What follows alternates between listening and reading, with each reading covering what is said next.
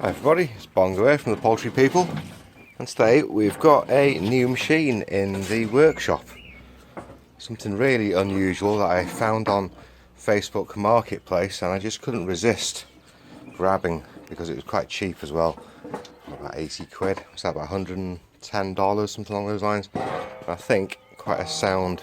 I've done a bit of research online and I've got some information from Tony, who runs lathes.co.uk, and he's got a little bit about the Larvic lathe in there. Probably the last leg powered wood turning lathe to be made in any numbers, so it doesn't sound like these are made at all anymore.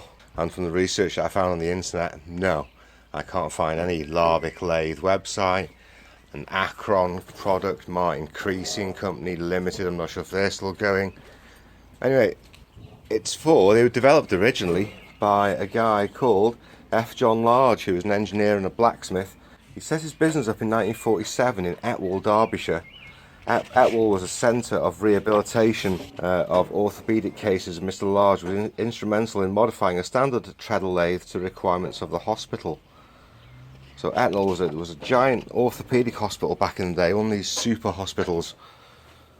And they had their own blacksmithing, engineering departments, you know, designing and making this stuff for soldiers. A lot of it was for soldiers, I think, who were coming back from the war injured and stuff like that, and they needed something to help develop their legs and, you know, exercise, physiotherapy and stuff along those lines. So it's a cracking bit of history going on here.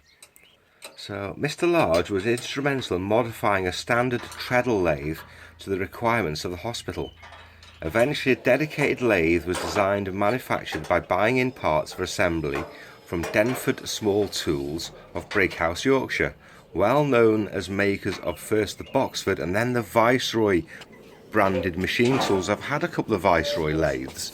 You normally get them in schools, classic bits of solid engineering, which of course they have to be if they're going in schools, and you've got a load of grubby monkeys jumping all over it, battering them senseless.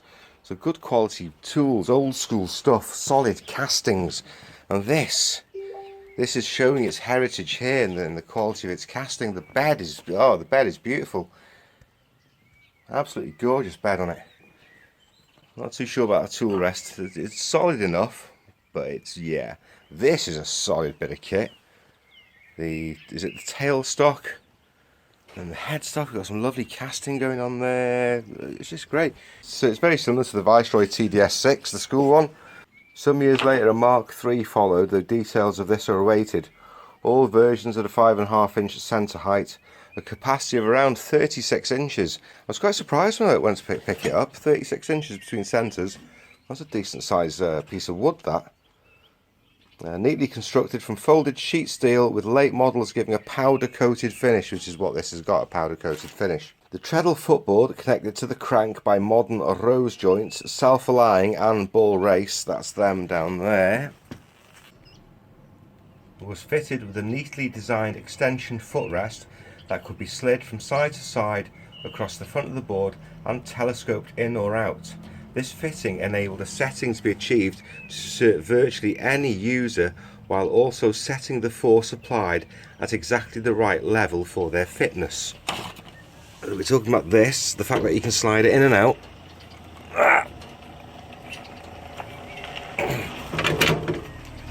Fucking fuck.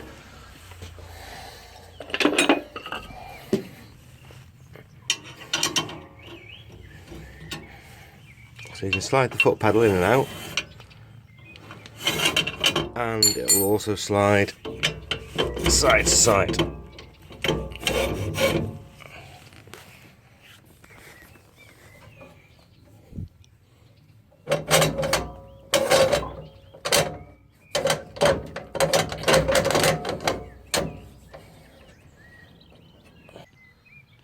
Okay, neatly enclosed within the left-hand cabinet leg, the ball bearing supported flywheel drove the ball bearing headstock by an A-section V-belts running over 3-step pulleys. Well, yeah, there we go. There's our 3-step pulleys at the top here, and this is our monstrous wheel down the bottom here.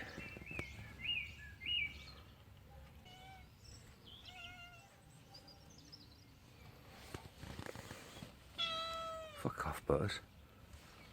Hello! Hello, Mr. Butters. Okay, there's not a lot more I can tell you about this at the moment so far, seeing as I'm absolutely putting it together for the first half hour. I'm absolutely knackered. I've just been running it just to do this bit. I'm not too sure whether I should be sitting down, if I should be standing up, how I should be using it properly, because I've got no documentation with it. If you've got any documentation on it, feel free to get in touch and help me out.